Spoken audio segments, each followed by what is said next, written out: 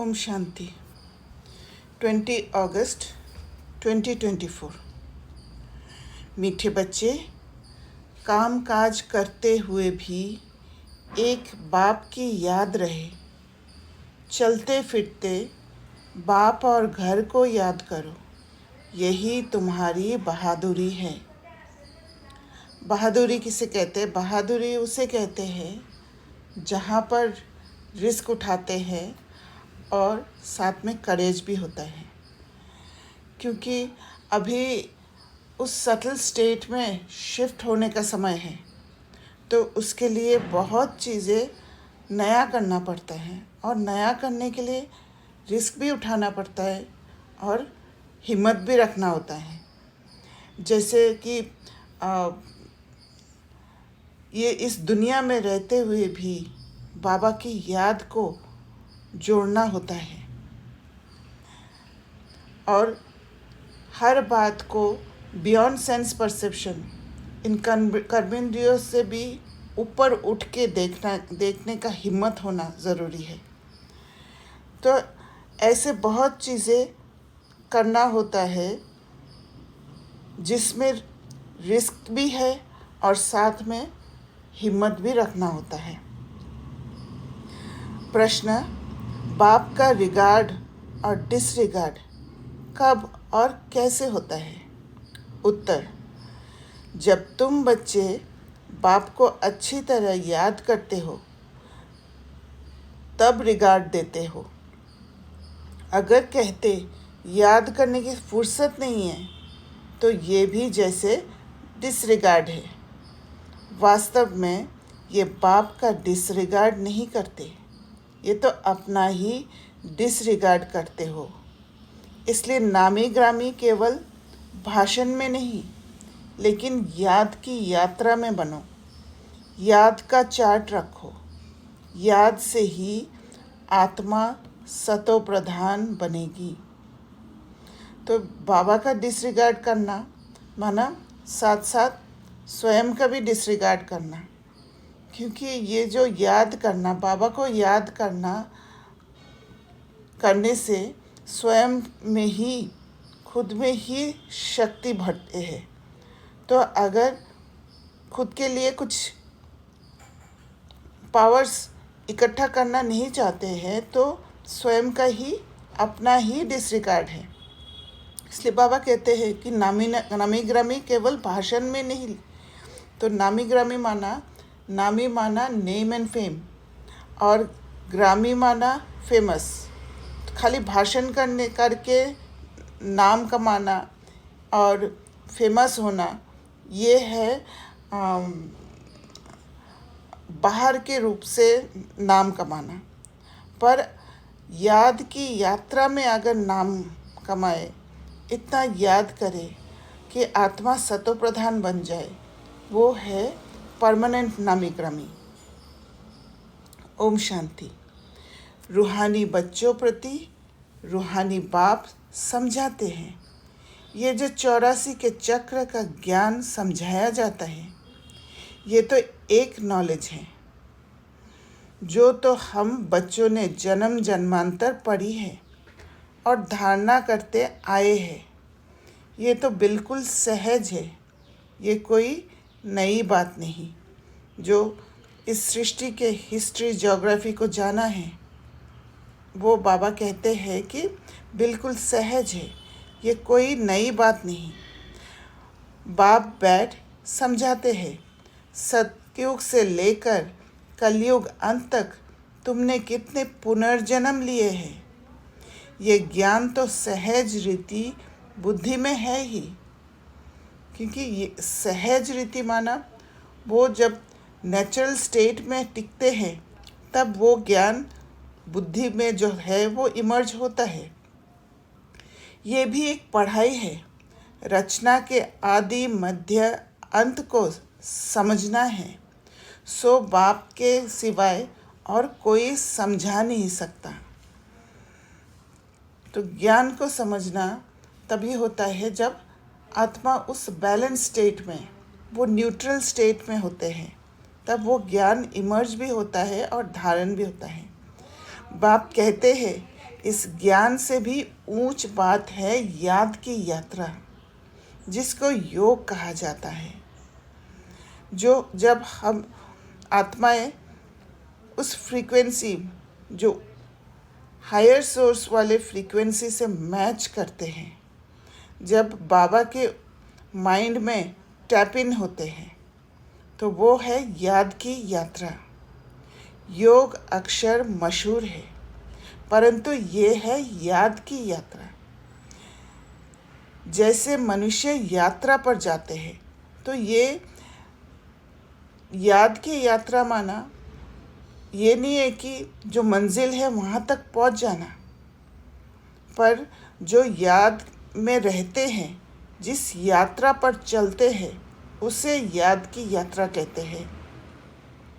तो बाबा कहते हैं जैसे मनुष्य यात्रा पर जाते हैं, कहेंगे हम फलाने तीर्थ यात्रा पर जाते हैं, श्रीनाथ या अमरनाथ जाते हैं, तो वह याद रहता है। तो उनको पता होता है कि कहाँ जाना है और कहाँ मेरा मंजिल है।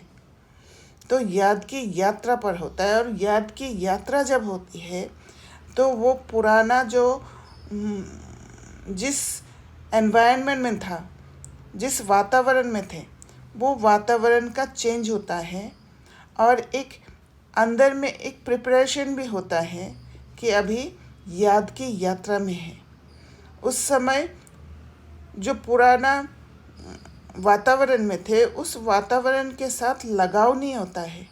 एक नया वातावरण में चलते हैं और उसके जो चैलेंजेस हैं उसको एक्सेप्ट करते हैं और उसको स्किल में परिवर्तन कर देते हैं। तो याद की यात्रा में जब चलते हैं, जब उस यात्रा पर चलते हैं, तब वो टेस्ट पेपर्स भी आते हैं, कितना उस याद की यात्रा के लिए मैं तैयार हूँ। अभी तुम जानते हो रूहानी बाप तो बड़ी लंबी यात्रा सिखलाते हैं कि मुझे याद करो। उन यात्राओं से फिर लौट आते हैं। ये वह यात्रा है जो मुक्ति धाम में जाकर निवास करना है। भल पाठ में आना है, परंतु इस पुरानी दुनिया में नहीं। तो मुक्ति धाम में निवास करने के लिए कैसा यात्रा करना है, वो बुद्धि में होता है। जब मंजिल होता है कि मुक्ति धाम जाना है, ये बुद्धि में होता है कि इस दुनिया की, ये पुरानी दुनिया में अभी नहीं आना है। तो पुरानी दुनिया के हर एक बंधन से, हर एक याद से छूटना होता है। और ये भी याद रहता है कि मैं अभी इस शरीर को लेकर नहीं जा रही हूँ, ये शरीर यहीं पर छूटेगा। तो वो शरीर से भी वो डिटैचमेंट स्टेट, वो जो न्यारा स्थिति, वो स्थिति आना भी याद की यात्रा में इंक्लूडेड है। इस पुरानी दुनिया से तुमको वैराग्य है। ये तो छीछी रावण राज्य है। तो मूल बात है याद की यात्रा। कई बच्चे ये भी समझते नहीं हैं कि कैसे याद करना है। कोई याद करते हैं व नहीं करते हैं, ये देखने में तो कोई चीज़ नहीं आती है। बाप कहते हैं अपने को आत्मा समझ, मुझ बाप को याद करना है, देखने की तो चीज़ नहीं। तो मूल बात है अपने को आत्मा समझना। अपने को आत्मा समझना माना इंडिपेंडेंट हो जाना, वो अकेले हो जाना। तो ये याद की यात्रा का मेन पुरुषार्थ है, जहाँ इस दुनिया में हर किसी के ऊपर डिपेंडेंट थे, जहाँ इस दुनिया में सबको लेकर चलते थे, अकेलापन दूर करने की कोशिश करते थे। अभी वो शिफ्ट लाना है अपने अंदर में कि इंडिपेंडेंट, आत्मा इंडिपेंडेंट है। आत्मा को यहाँ की कोई भी चीज़ की ज़रूरत ही नहीं। आत्मा को अधीनता पसंद ही नहीं। वो अकेली ही सब कुछ करने के लिए, जो भी आत्मा को ज़रूरत है वो करने के लिए तैयार है, क्योंकि इस दुनिया के कोई भी एक्शन की भी ज़रूरत नहीं है। उस स्टेट में आत्मा टिकती है जब मुक्ति धाम में चले जाते हैं, तो वो स्टेट अंदर में पैदा होना चाहिए। तो बाबा कहते हैं, भल पाठ में आना है, परंतु इस पुरानी दुनिया में नहीं। इस पुरानी दुनिया से तुमको वैराग्य है। ये तो छीछी रावण राज्य है। तो मूल बात है याद की यात्रा। कई बच्चे ये भी समझते नहीं हैं कि कैसे याद करना है। कोई याद करते हैं व नहीं करते हैं, ये देखने में तो कोई चीज़ नहीं आती है। बाप कहते हैं, अपने को आत्मा समझ मुझ बाप को याद करना है। देखने की तो चीज़ नहीं, ना मालूम पड़ सकता है। ये उस अवस्था में कहाँ तक याद की यात्रा में कायम रहते हैं, ये तो खुद ही जाने। तो वो जो पैरामीटर है, वो पैरामीटर अपने अंदर ही है। स्वयं से जुड़ने से ही पता चलेगा कि कितना मैं उस याद को कायम रखती हूँ। वो बाहर से दिखेगा नहीं, या और कोई तरीका से मालूम नहीं पड़ेगा। ये सेल्फ चेकिंग की बात है। युक्ति तो बहुतों को बताते हैं, कल्याणकारी बाप ने समझाया है, अपने को आत्मा समझ शिव बाबा को याद करो। भले अपनी सर्विस भी करते रहो। जैसे मिसाल, पहरे पर बच्चे हैं, चक्कर लगाते रहते हैं। इनको याद में रहना तो बड़ा सहज है। सिवाय बाप की याद के और कुछ याद नहीं आना चाहिए। तो बाबा वो स्किल सिखा रहे, कैसे लौकिक कार्य करते हुए, लौकिक जॉब करते हुए भी याद की यात्रा को छोटे छोटे क्रैक्स में, छोटे छोटे जो समय उनके बीच में निकाल कर कैसे याद की यात्रा को उसमें एडजस्ट कर सकते हैं, उसमें फिट कर सकते हैं।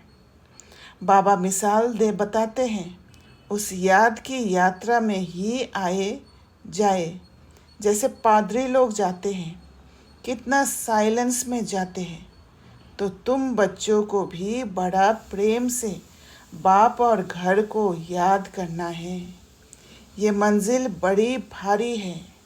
तो ये बात जब बुद्धि में रहता है, ये मंजिल बड़ी भारी है, तब जाके हमारे अंदर वो एफर्ट्स, वो पुरुषार्थ करने का जो फोर्स वो बढ़ेगा। भक्त लोग भी यही पुरुषार्थ करते रहते हैं, परंतु उनको ये पता नहीं है कि हमको वापस जाना है। तो जब हम वो जो लौकिक जॉब करते हैं, उनके अंदर या घर का काम काज करते हुए उनके अंदर ये समझ में आएगा, गृहस्थ व्यवहार में जब ये समझ में आएगा कि ये याद की यात्रा मेरे लिए कितना इम्पोर्टेंट है, और ये याद की यात्रा ही मेरा ये लौकिक कार्य में मदद देगा, उस लौकिक कार्य को और भी बेटर बनाएगा, तब जाके ये याद की यात्रा को एक नेसेसिटी समझेंगे। और वो समझ जब आएगा तब वो पुरुषार्थ करेंगे। वह तो समझते हैं जब कलयुग पूरा होगा तब जाएंगे। उनको भी ऐसे सिखलाने वाला तो कोई है नहीं। तुम बच्चों को तो सिखलाया जाता है। जैसे पहरा देते हो तो एकांत में जितना बाप को याद करेंगे उतना अच्छा है। तो हर जगह पे एकांत का समय निकालना है, समझना है कौन सा समय मेरे लिए एकांत है। याद से पाप कटते हैं, जन्म जन्मांतर के पाप सिर पर है। जो पहले सतो प्रधान बनते हैं राम राज्य में भी पहले वह जाते हैं। बाबा कहते तो उनको ही सबसे जास्ती याद की यात्रा में रहना है। कल्प कल्प की बात है, तो इनको याद की यात्रा में रहने का अच्छा चांस है। यहाँ तो कोई लड़ाई झगड़े की बात ही नहीं है। आते जाते अथवा बैठते एक पंथ, दो कार्य, पहरा भी दो, बाप को भी याद करो। कर्म करते बाप को याद करते रहो। पहरे वाले को तो सबसे जास्ती फ़ायदा है। चाहे दिन को चाहे रात को जो पहरा देते हैं, उन्हों के लिए बहुत फ़ायदा है। अगर ये याद रहने की आदत पड़ जाए तो जब आदत पड़ जाती है तब अटेंशन रखने की ज़रूरत नहीं है। सिर्फ जब शुरू करते हैं तब अटेंशन की ज़रूरत है। याद की यात्रा पर समय समय पर अभ्यास करने का। पर एक बार जब आदत पड़ जाएगी तब ऑटोमेटिक याद की यात्रा समय समय पर होते रहेगा। एक खींच होगा, एक आकर्षण होगा। तो वो आकर्षण तक पहुंचने के लिए अलर्टनेस और अवेयरनेस की ज़रूरत है। बाप ने ये सर्विस बहुत अच्छी दी है, पहरा और याद की यात्रा। ये भी चांस मिलता है बाप की याद में रहने का।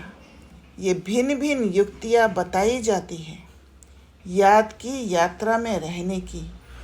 यहाँ तुम जितना याद में रह सकेंगे उतना बाहर धंधे आंधी में नहीं। इसलिए मधुबन में आते हैं रिफ़्रेश होने, क्योंकि अभी वो अभ्यास नहीं हुआ है। इसलिए जब मधुबन में जाते हैं तो याद की यात्रा बहुत अच्छा से हो पाता है, पर बाहर धंधे आदि में नहीं। पर जब एक बार वो अभ्यास हो जाएगा, आदत पड़ जाएगी, तब वहाँ भी इजी होने लग जाएगा, क्योंकि ये अंदर की बात है। एकांत में शुरुआत में एकांत चाहिए होता है। स्थूल में वो सॉलिट्यूड स्टेट, एक एकांत जगह की भी ज़रूरत होता है। पर जैसे जैसे वो एकांत का अभ्यास हो जाएगा तब वो एकांत का जगह हमारे अंदर होगा, जो अंतर्मुखी स्टेट होगा। और वो भीड़ भाड़ में भी अंतर्मुखी हो सकते हैं।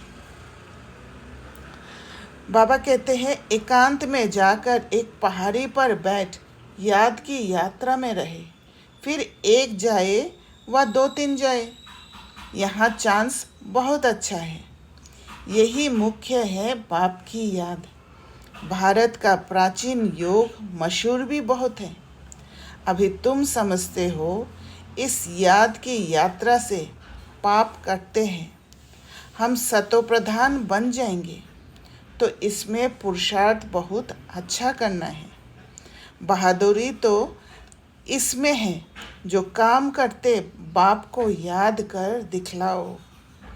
तो हमें पता है कि अब उस तमोप्रधान स्थिति में है और वो सतोप्रधान के ताकि एकदम ऑपोजिट है। और वहाँ से उठकर उस याद की यात्रा में रहना वो बहादुरी की बात है।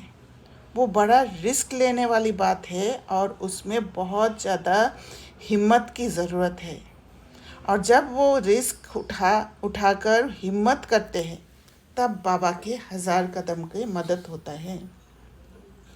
कर्म तो करना ही है, क्योंकि तुम हो प्रवृत्ति मार्ग वाले।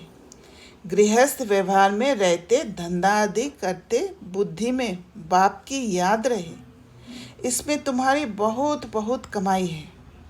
भल अभी कई बच्चों की बुद्धि में नहीं आता है। बाप कहते रहते हैं चार्ट रखो, जो जब अलर्टनेस रहेगा तब वो चार्ट बन जाएगा कि मैंने सारा दिन कितने बार बाबा को याद रखा। इसका मतलब ये नहीं है कि काउंटिंग करते रहना है, पर ये अलर्टनेस रहे कि हाँ आज मैंने पहले से ज़्यादा याद किया है।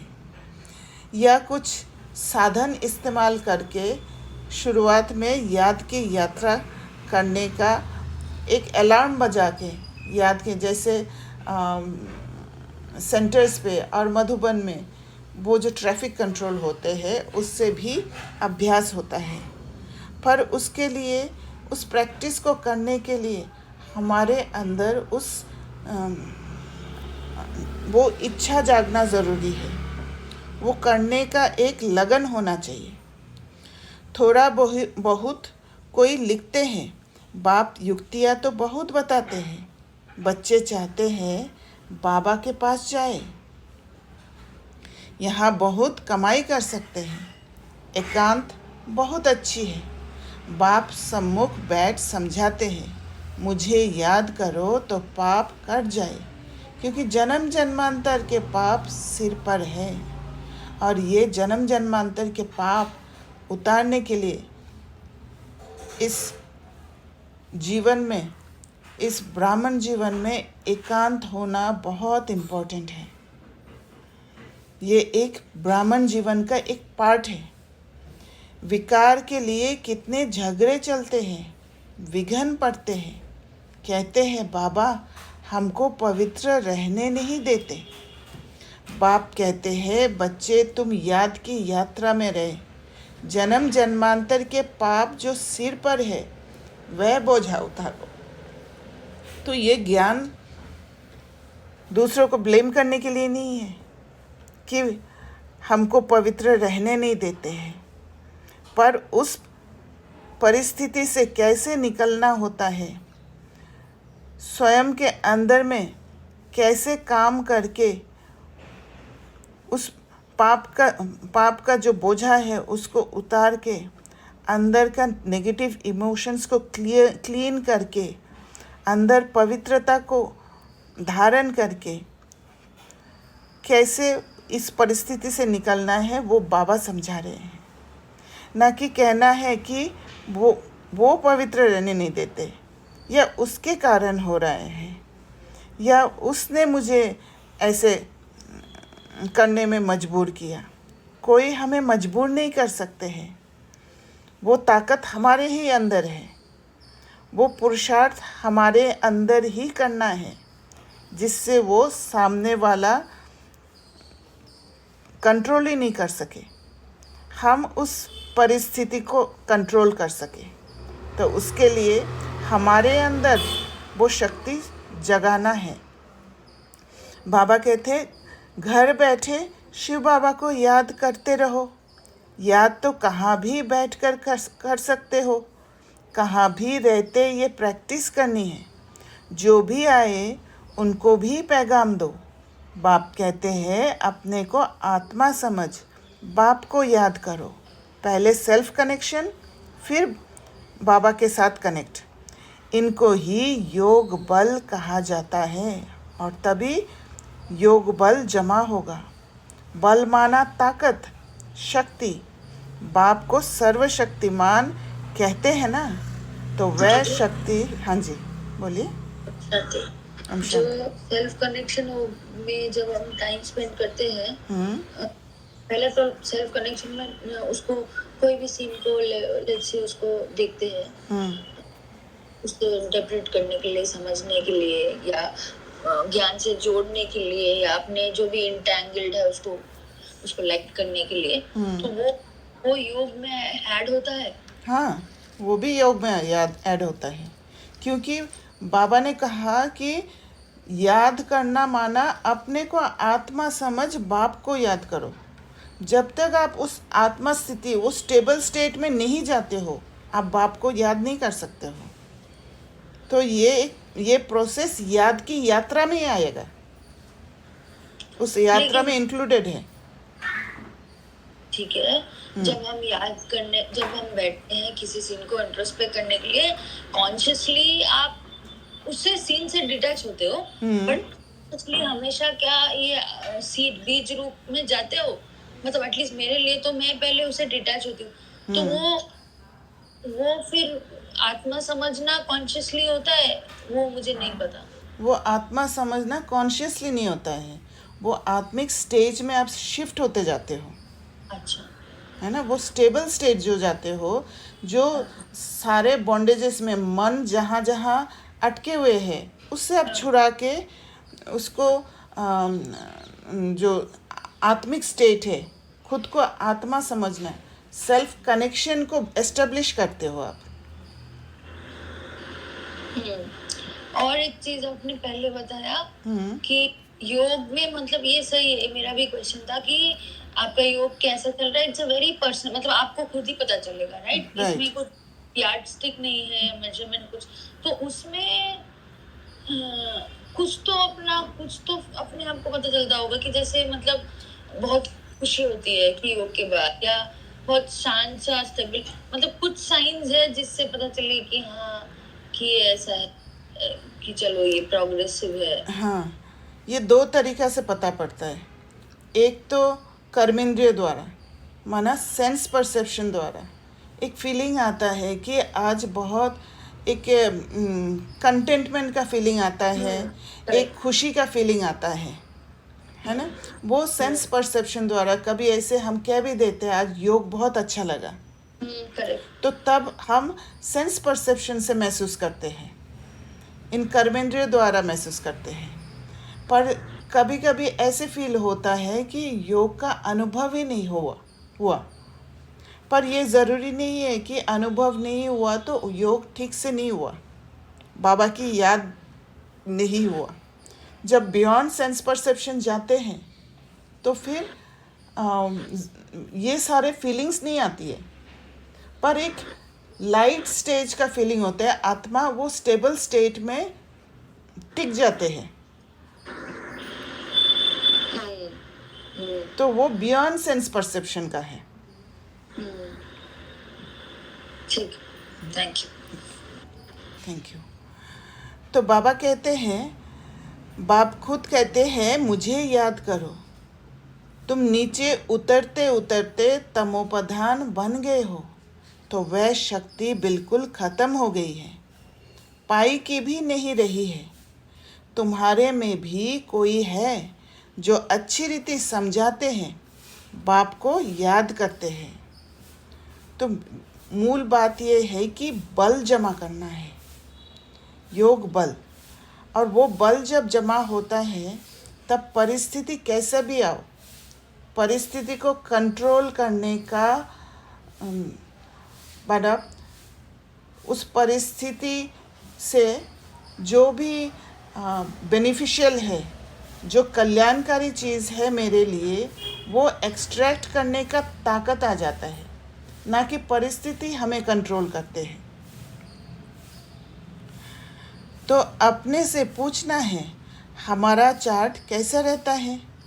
बाप तो सब बच्चों को कहते हैं याद की यात्रा मुख्य है, याद से ही तुम्हारे पाप कटेंगे। तो जितना जितना पाप कटते जाएंगे, जितना जितना प्योरिफिकेशन होते जाएगा, क्योंकि याद की यात्रा में ही प्योरिफिकेशन होता है। पुरानी दुनिया के चीज़, याद की यात्रा माना एक नया कुछ यात्रा चल रहा है, नया कुछ एक सिस्टम तैयार करने के लिए, एक एनवायरनमेंट तैयार करने के लिए, या कुछ नया अपनाने के लिए यात्रा चल रहा है। तो पुरानी चीज़ आएंगे, तो जितना जितना आत्मा उस पुरानी चीज़ों को ख़त्म करते जाएंगे उतना वो प्यूरिफिकेशन होगा, और जितना प्यूरिफिकेशन होगा उतना याद की यात्रा और स्ट्रांग होने लग जाएगा, कनेक्शन और अच्छा बैठने लग जाएगा, और साथ में ज्ञान की भी समझ अच्छा होने लग जाएगा, क्योंकि वो फ्रीक्वेंसी चेंज होने लग जाता है, वो डायमेंशन ही चेंज होने लग जाता है। बाबा कहते भल कोई सावधान करने वाला भी नहीं हो तो भी बाप को याद कर सकते हो ना। भल विलायत में अकेले रहो तो भी याद में रह सकते हो। समझो कोई शादी किया हुआ है, स्त्री और कोई जगह है, तो उनको भी लिख सकते हो। तुम एक बात सिर्फ याद करो, बाप को याद करो तो जन्म जन्मांतर के पाप भस्म हो जाएंगे। विनाश सामने खड़ा है। बाप युक्तियाँ तो बहुत अच्छी समझाते रहते हैं, फिर कोई करे ना करे उनकी मर्ज़ी। तो बाबा भी चॉइस देते हैं। जब चॉइस देते हैं तो आत्मा सेल्फ कनेक्टेड हो जाते हैं, और सेल्फ कनेक्शन के बाद आत्मा को समझ आती है कि क्या करना चाहिए, वो डिसीजन ले पाती है। बच्चे भी समझते होंगे कि बाप राय तो बहुत अच्छी देते हैं, हमारा काम है मित्र संबंधी आदि जो भी मिले सबको पैगाम देना। दोस्त हो या कोई भी हो, सर्विस का शौक़ चाहिए। तुम्हारे पास चित्र तो है, बैज भी है, ये बड़ी अच्छी चीज़ है। बैज किसको भी लक्ष्मी नारायण बना सकता है। त्रिमूर्ति के चित्र पर अच्छी तरह समझाना है, इनके ऊपर शिव है। वो लोग त्रिमूर्ति बनाते हैं, ऊपर में शिव दिखाते नहीं। शिव को ना जानने कारण भारत का बेड़ा डूबा हुआ है। अब शिव बाबा द्वारा ही भारत का बेड़ा पार होता है, क्योंकि वो शक्ति शिव बाबा में ही है और किसी में नहीं है। पुकारते हैं पतित पावन आकर हम पतितों को पावन बनाओ, फिर भी सर्वव्यापी कह देते हैं। कितनी पाई पैसे की भूल है। बाप बैठ समझाते हैं, तुमको ऐसे ऐसे भाषण करना है। बाप भी डायरेक्शन देते रहते हैं, ऐसे म्यूज़ियम खोलो, सर्विस करो तो बहुत आएंगे। तो बाबा बच्चों का वो आकर्षित होने का जो संस्कार है, उस संस्कार को यूज़ करके सर्विस करा रहे हैं।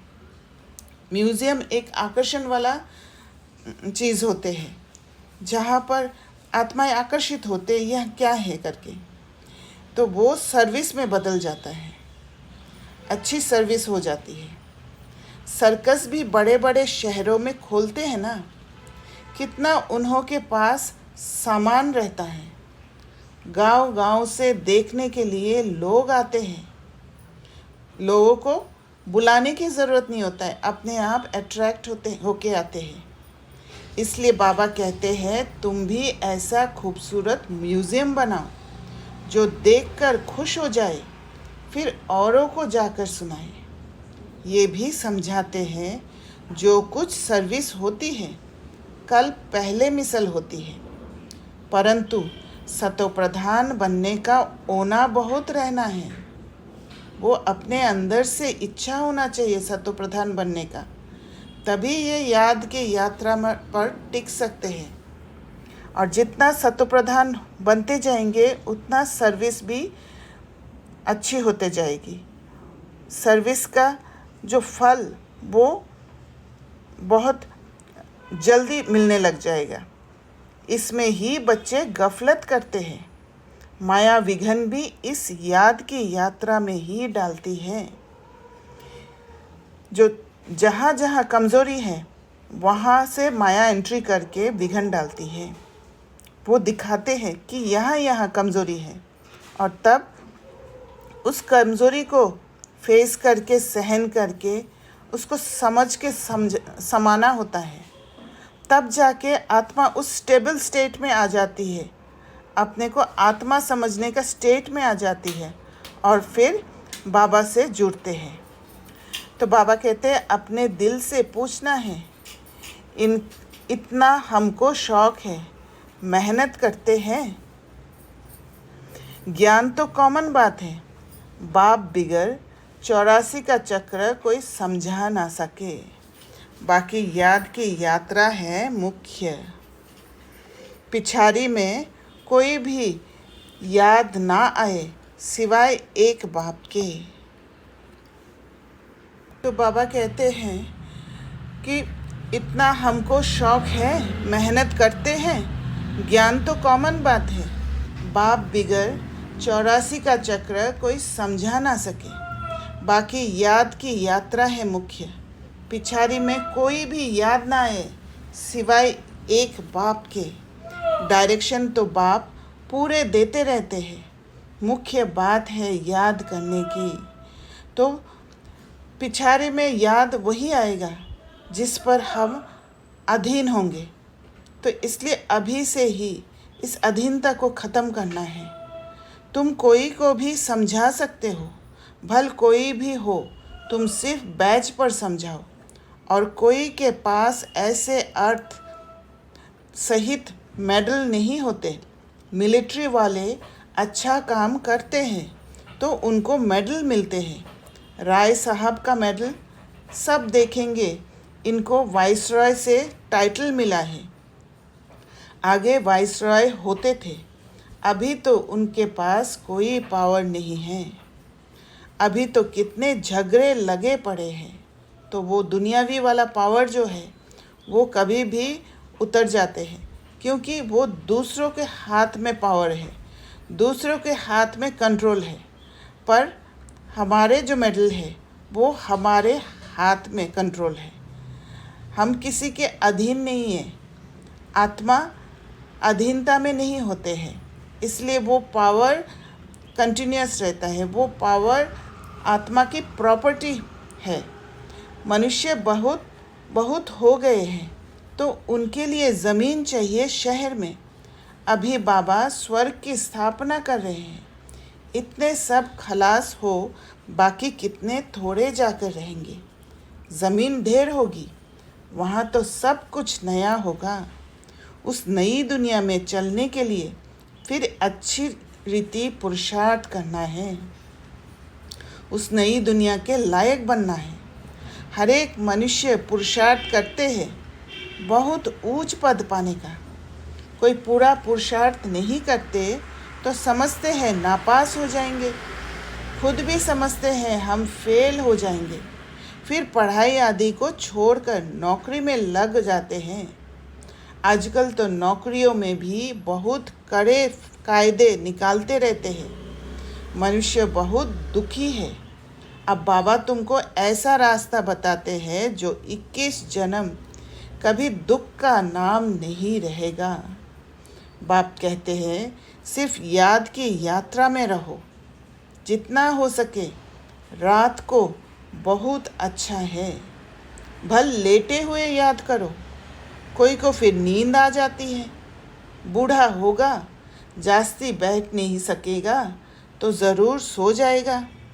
लेटे हुए बाप को याद करते रहेंगे। बड़ी खुशी अंदर में होती रहेगी, क्योंकि बहुत बहुत कमाई है। ये तो समझते हैं टाइम पड़ा है, परंतु मौत का कोई ठिकाना नहीं। तो इसलिए एवर रेडी रहना बहुत ज़रूरी है। तो बाप समझाते हैं मूल है याद की यात्रा। उस यात्रा में चलते जाओ और हर पल प्रोग्रेस करते जाना है। उस मूल वतन तक पहुंचने के लिए कितना दूरी है वो पैरामीटर को चेक करते रहना है। इतना लगन होना चाहिए। बाहर शहर में तो मुश्किल है, यहाँ आते हैं तो बड़ा अच्छा चांस मिलता है। कोई फिक्रात की बात नहीं, इसलिए यहाँ चार्ट बढ़ाते रहो। तुम्हारे कैरेक्टर्स भी इससे सुधरते जाएंगे। परंतु माया बड़ी दुष्टर है। घर में रहने वालों को इतना कदर नहीं रहता है जितना बाहर वालों को है। फिर भी इस समय गोपों की रिजल्ट अच्छी है। बाबा कहते हैं कई बच्चियां लिखती हैं शादी के लिए बहुत तंग करते हैं, क्या करें। जो मजबूत सेंसिबल बच्चियां होंगी वह कभी ऐसे लिखेंगी नहीं। जैसे कि पहले भी समझाया है कि किसी और को जिम्मेवार नहीं ठहरा सकते कोई परिस्थिति के लिए। मैं खुद जब वल्नरेबल बनी हूँ तब जाके ये परिस्थिति मेरे ऊपर हावी हुआ है। इसका इशारा यही है मेरे अंदर शक्ति की कमी है। मुझे याद की यात्रा में और रहना है, उसको बढ़ाते जाना है। लिखती है तो बाबा समझ जाते हैं रीढ़ बकरी है। ये तो अपने हाथ में है जीवन को बचाना। इस दुनिया में अनेक प्रकार के दुख है। अब बाबा तो सहज बताते हैं। अभी बाबा से हमें पता चला है कि अंतर्मुखी जो स्थिति है वो अंतर्मुखी स्थिति है हमारे सेफ जगह, जहाँ पर धीरे धीरे सारे अंदर के नेगेटिव इमोशंस को हम क्लीन कर पाते हैं और क्लीन करके खुद को सेफ रख सकते हैं। बाहर से कोई भी नेगेटिविटी को अंदर जाने नहीं देते, और वो हम करते हैं अपने पावर्स को यूज़ करके। इसलिए खुद को करप्ट करने से बचाना ये अपना ही जिम्मेवारी है, और ये बहुत बहादुरी की बात है। ये भी याद की यात्रा है। बाप कितना ऊंच बनाते हैं, फिर भी तुम बाप को गाली देते हो। तुम बच्चे तो महान भाग्यशाली हो जो आकर साहेबजादे बने हो। बाप कितना ऊंच बनाते हैं, फिर भी तुम बाप को गाली देते हो, सो भी कच्ची गाली। इतने तमोप्रधान बने हो जो बात मत पूछो, इससे जास्ती और क्या सहन करेंगे। कहते हैं ना, जास्ती तंग करेंगे तो ख़त्म कर देंगे। तो ये बाप बैठ समझाते हैं। शास्त्रों में तो कहानियाँ लिख दी है, बाबा युक्ति तो बहुत सहज बताते हैं। कर्म करते हुए याद करो, इसमें बहुत बहुत फ़ायदा है, क्योंकि यही समय, कर्म करते समय ही हम याद की यात्रा को भूल जाते हैं, याद की यात्रा को इम्पोर्टेंस नहीं देते हैं, कर्म में फंसे रहते हैं। सवेरे आकर याद में बैठो, बहुत मज़ा आएगा, परंतु इतना शौक नहीं है।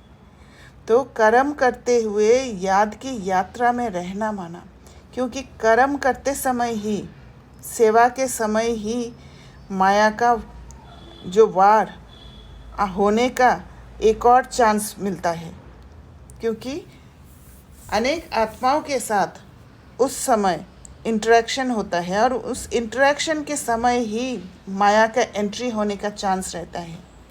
तो कर्म करते समय भी बहुत याद की यात्रा में रहने का इम्पोर्टेंस है। तो बाबा कहते हैं, सवेरे आकर याद में बैठो, बहुत मज़ा आएगा, परंतु इतना शौक नहीं है। टीचर स्टूडेंट की चलन से समझ जाते हैं ये फेल हो जाएंगे। बाप भी समझते हैं ये फेल हो जाएंगे, सो भी कल्पांतर के लिए।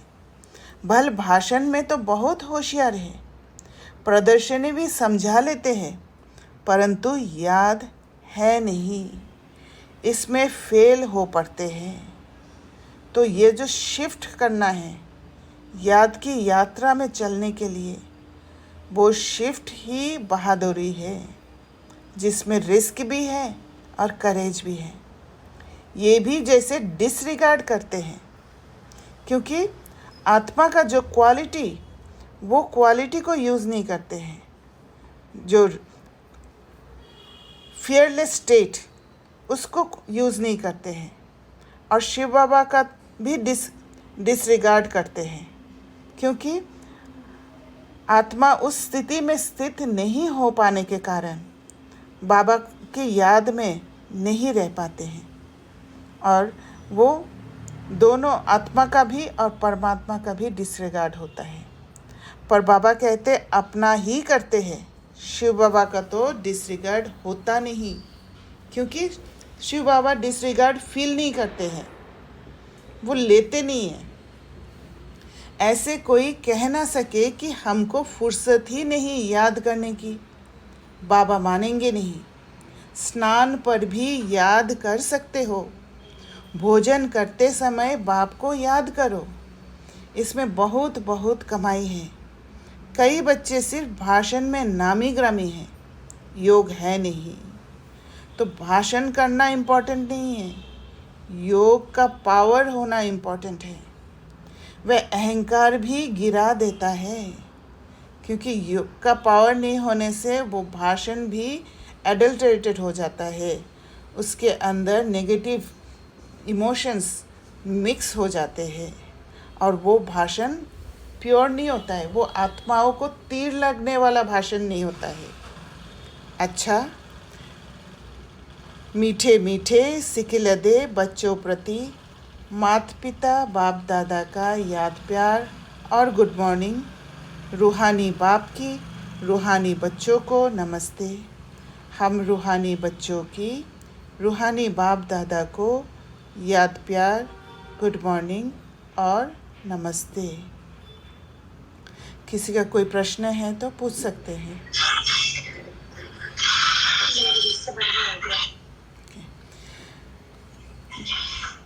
धारणा के लिए मुख्य सार।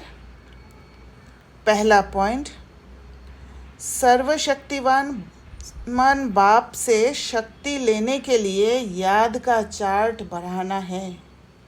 याद की भिन्न भिन्न युक्तियाँ रचनी है। एकांत में बैठ विशेष कमाई जमा करनी है। स्पिरिचुअलिटी में आगे बढ़ने का यही सूत्र है। एक एकांत में बैठना, एक सेल्फ कनेक्शन करना और एक याद की यात्रा में हर पल रहना। दूसरा पॉइंट, सतोप्रधान बनने का ओना रखना है। गफलत नहीं करनी है। अहंकार में नहीं आना है। सर्विस का शौक भी रखना है। साथ साथ याद की यात्रा पर भी रहना है। वरदान, सब कुछ बाप हवाले कर कमल पुष्प समान न्यारे प्यारे रहने वाले डबल लाइट भव। तो बाबा के हवाले सब कुछ करना, पाना कोई भी रिस्पॉन्सिबिलिटी मेरा कह कर नहीं लेना, क्योंकि जब रिस्पॉन्सिबिलिटी खुद के ऊपर लेते हैं तब हम उस रिस्पॉन्सिबिलिटी को रिज़ल्ट में परिवर्तन करने के लिए उसमें एफ़र्ट्स लगाते हैं और वो एफ़र्ट्स बोझ बन जाता है।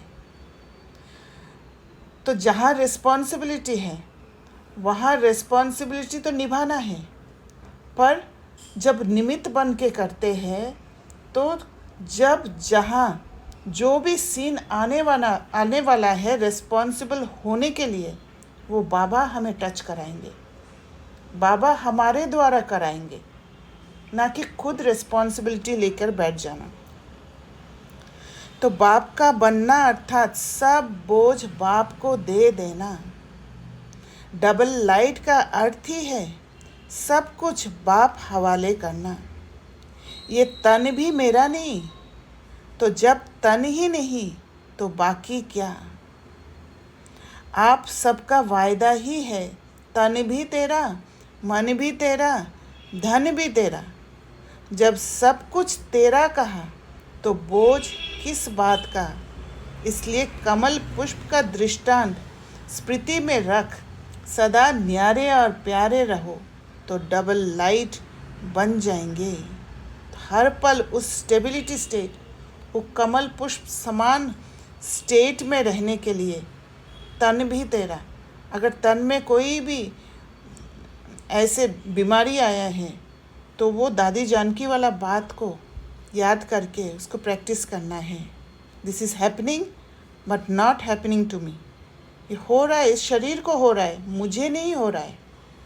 जब ये प्रैक्टिस करेंगे तो वो स्टेबल स्टेट, भले अंदर बाहर से रोने का एक्ट हो, जैसे बाबा ने कहा बाहर से रोने का एक्ट हो, पर अंदर से वो समझ को लाना, वो है वो स्टेबल स्टेट। तब बाबा टचिंग भी करा देते हैं कि अब क्या करना है, और वो टचिंग हम कैच कर पाते हैं।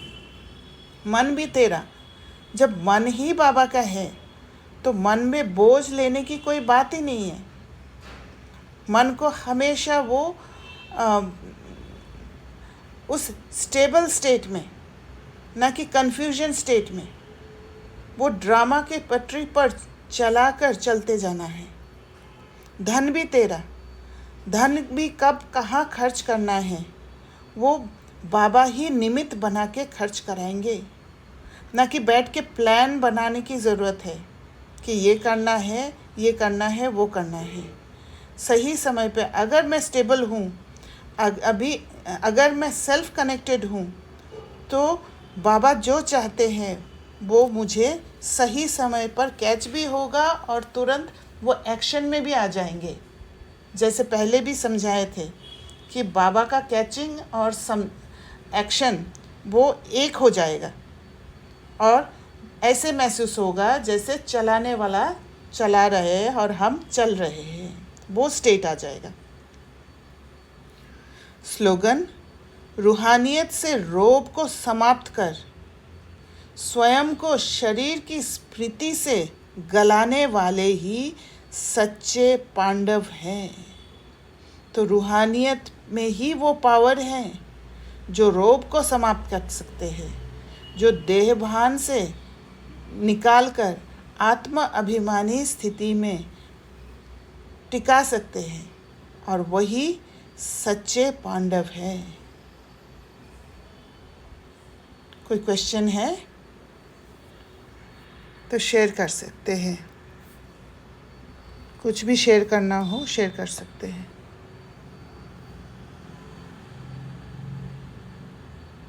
अच्छा, हाँ जी, अच्छा।